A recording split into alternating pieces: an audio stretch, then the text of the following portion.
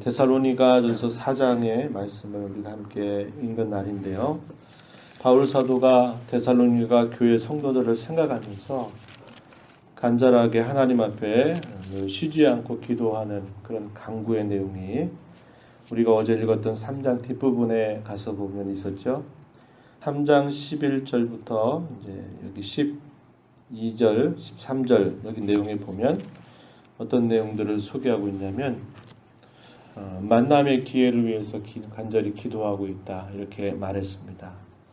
아직 복음을 받은 지 그렇게 오래되지 않은 교회가 하나님의 말씀 가운데 얼마나 견실하게 서 있는가, 또 여러 가지 박해와 어려움의 현실들을 살고 있는 그들을 향해서 만나서 그들에게 하나님의 말씀으로 더욱더 견고하게 그들을 세워가기 원하는 그런 사도의 마음이 있기에 하나님께서 기회를 주셔서 다시 만나게 해주시기를 이렇게 기도한다 그랬고요. 더욱더 넘치는 형제의 사랑을 잘 드러낼 수 있도록 위해서 또 기도한다 그랬습니다. 마지막으로는 그들의 마음을 굳게 세워주셔서 나중에 그들이 하나님 앞에 서게 될 때 거룩함에 있어서 흠이 없게 되기를 위해서 주야 밤낮으로 내가 기도한다 이렇게 소개하였는데요. 이제 우리가 읽은 이 4장의 부분에서는 그렇게 간구하였던 내용들에 대해서 좀 더 구체적으로 이 땅의 성도라고 하는 신분을 가지고 이 땅을 살아갈 때 어떻게 살아가야 될 것인가, 그리고 죽음 이후를 우리가 어떠한 마음으로 바라보고 기다리며 소망 가운데 살아야 될 것인가, 이렇게 그런 두 가지 면으로 오늘 본문 속에서 권면을 해주고 있습니다. 시편 16편에 보면 땅에 있는 성도는 존귀한 자다 이런 표현이 등장하죠. 성도의 삶 자체는 이 땅에서 우리가 생활하는 우리의 삶 자체도 복되고 또 우리에게 허락하실 또 죽음 이후에 영원한 삶을 두고는 더욱더 복되다 이렇게 말합니다. 그래서 오늘 우리가 읽은 말씀 속에서 이제 그러한 부분들을 살펴볼 수 있어요. 성도의 이 땅의 생활, 또 죽음에 대한 이후의 소망에 대한 그런 부분들을 나눠볼 수 있습니다. 1절부터 12절의 내용에서는 이 땅을 살아갈 때 어떻게 힘쓰며 살아가야 될 것인지, 13절부터 마지막 절 부분에서는 우리의 죽음 이후의 미래에 대한 우리가 어떠한 생각을 가지고 살아가야 될 것인가에 대한 교훈들을 주고 있습니다. 먼저 사도는 1절에서 이렇게 표현하죠. 주 예수 안에서 구하고 권면한다 이렇게 표현했습니다. 주 예수 안에서 너희에게 구하고 권면한다 이렇게 표현했고, 2절 가서 보면 주 예수로 말미암아 너희에게 무슨 명령으로 준 것을 너희가 안다. 예수 그리스도로 말미암아 명령한다. 그래서 사도가 마지막으로 이 편지의 말미에서 권하는 그리고 명하는 그런 내용들을 사도 자신의 개인적인 권면이나 그것을 명령으로 받거나 하지 말고 이렇게 권면하고 이렇게 명하는 것은 주 예수 안에서 그들이 받은 그 복음을 기초로 해서 그것을 근거로 삼아서 이러한 권면과 명령을 들어 힘쓸 것을 이야기하고 있습니다. 우리가 앞에서 살핀 것처럼 사도의 말을 사람의 말로 받지 않고 하나님의 말씀으로 받아서 그런 고난과 박해 현실 속에서도 성령의 확신과 기쁨으로 그 말씀을 받아 그들이 견고하게 그들의 신앙을 세워가고 있는 모습을 우리가 살핀 바가 있었다는 겁니다. 그래서 사도가 여기서 말하는 것도 바로 그러한 근거를 가지고 이렇게 그들이 들을 것을 힘쓸 것을 이야기하고 있는 겁니다. 이 땅을 살아가는 성도의 삶의 기준을 한마디로 줄여본다 이렇게 말하면 1절 하반절에 이렇게 우리가 생각해 볼 수 있겠어요. 계속해서 보시면 너희가 마땅히 어떻게 행하며 하나님을 기쁘시게 할 수 있는지를 우리에게 배웠으니 곧 너희가 행하는 바라 더욱 많이 힘쓰라 이렇게 말합니다. 이 땅의 성도의 삶에 대한 하나님의 뜻, 그것은 어떠하든지 하나님을 기쁘시게 하는 것, 거기에 있다라는 겁니다. 마땅히 어떻게 행하는 것이 하나님을 기쁘시게 할 것인가를 항상 생각하면서 힘쓰라, 이렇게 권면하고 있는 것입니다. 그것이 뭐냐? 3절에 보면 하나님의 뜻이 곧 너희의 거룩함이다, 이렇게 말합니다. 거룩이라고 하는 말은 특별한 목적을 위해서 따로 떼어놓는 것을 두고 거룩이라 이렇게 말합니다. 특별한 목적, 하나님 앞에 서게 하시려고, 하나님의 면전에 서게 하시려고 하나님이 딱 떼어서 구별하신다, 이 말이죠. 그래서 하나님 앞에 우리를 서게 하시는 그 뜻은 뭐냐? 결국 그분의 모습처럼, 그분의 모습을 닮아가고 그분의 성품을 닮아가게 하는 데 있다는 겁니다. 그걸 두고 거룩함이라 이렇게 표현했습니다. 7절 말씀에서도 그 말씀을 다시 한번 반복합니다. 우리를 부르신 목적에 대해서 하나님 우리를 부르신 것은 우리를 부정하게 하심이 아니라 우리를 거룩하게 하심이다, 이렇게 말해서 이 땅을 살아가는 성도의 삶은 존귀하고 귀한데 어떻게 사는 것이 하나님의 뜻인가? 그것은 하나님을 기쁘시게 하는 것이고 그분의 거룩함을 우리의 생활 속에서 잘 드러내며 살아가는 것이다, 이렇게 가르쳐 주고 있습니다. 이런 부분에 관해서는 잘 행하고 있는데 더욱더 많이 힘쓰라 하는 겁니다.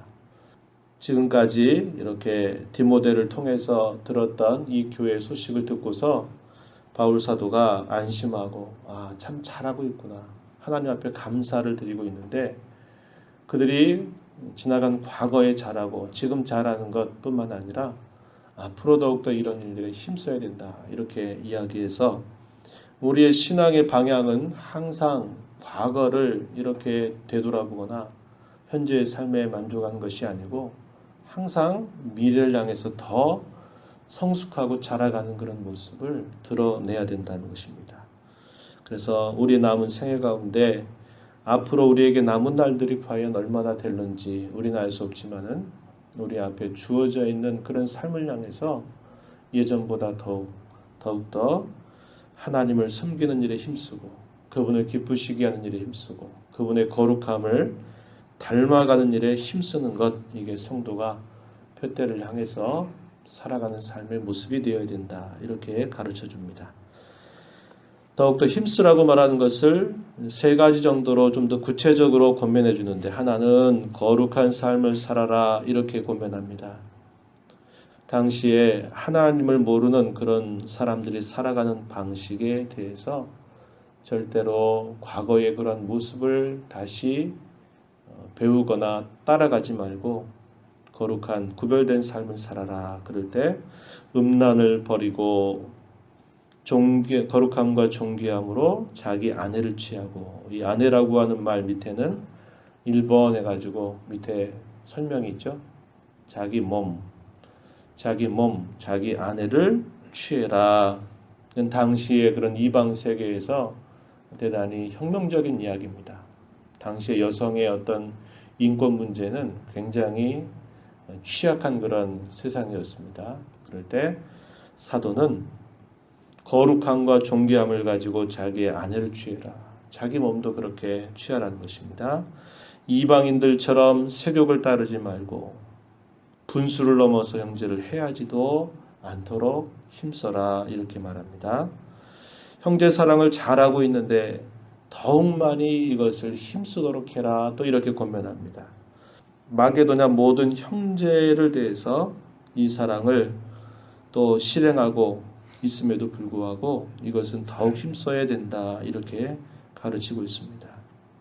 하나님을 사랑하는 것은 곧 형제를 사랑하는 것으로 표현되어야 되는 것을 우리가 알기 때문에도 그렇죠.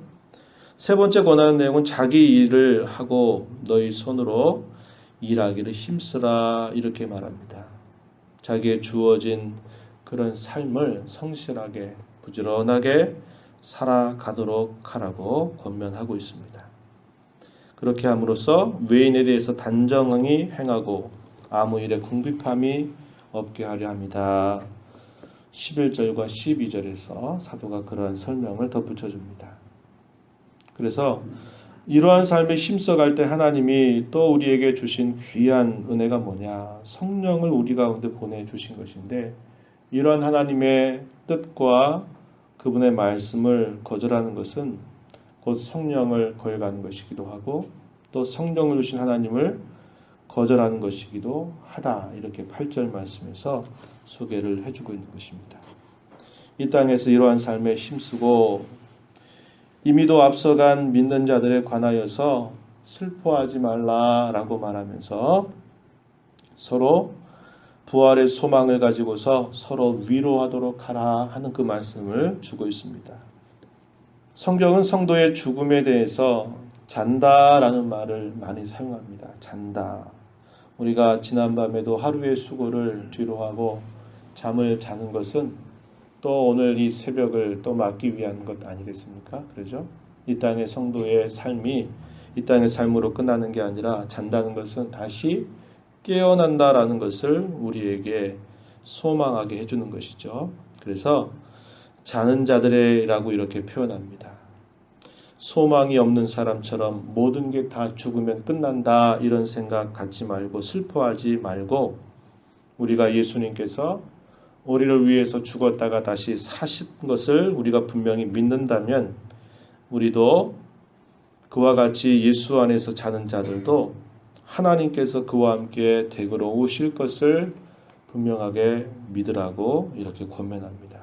14절에서 부활의 확신에 대해서 이야기하고 있는 것입니다. 그러면서 주께서 재림하실 때에 어떠한 질서와 순서를 따라서 우리가 주님을 맞게 될 것인가에 대한 구체적인 말씀도 주고 있어요. 주께서 호령과 천사장의 소리와 하나님의 나팔로 친히 하늘로부터 강림하시게 될 때 예수님 안에서 죽은 자들이 먼저 일어난다.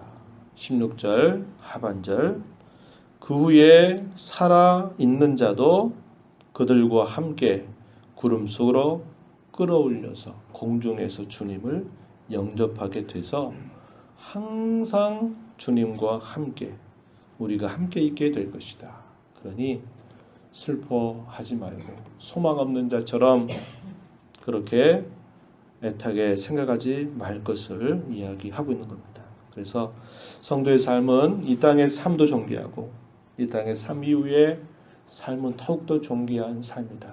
그것은 우리를 향한 하나님의 말씀의 내용입니다. 그래서 우리는 우리의 미래의 그 영광스러운 소망을 바라보면서 오늘을 살아가되 하나님을 어떻게 하면 기쁘시게 할까, 이렇게 이것을 늘 생각하면서 살아가라고 권하고 있다 하는 것입니다.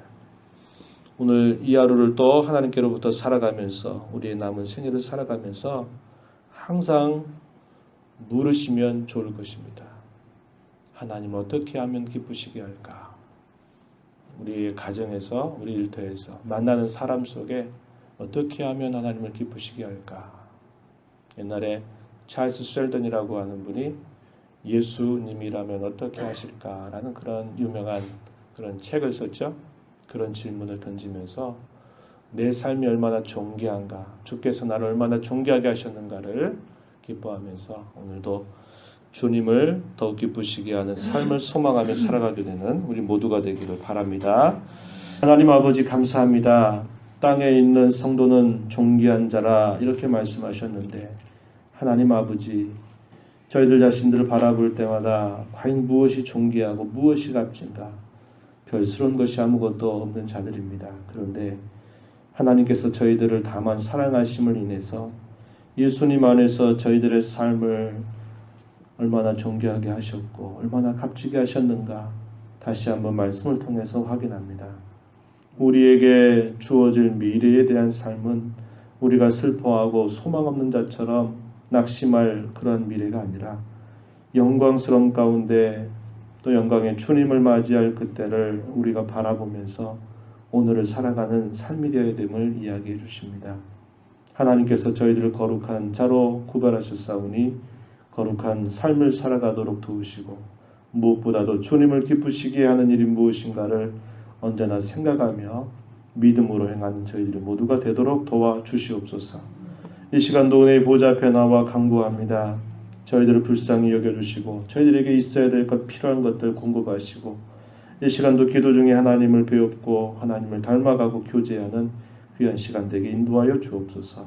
예수님의 귀하신 이름으로 기도드리옵나이다. 아멘.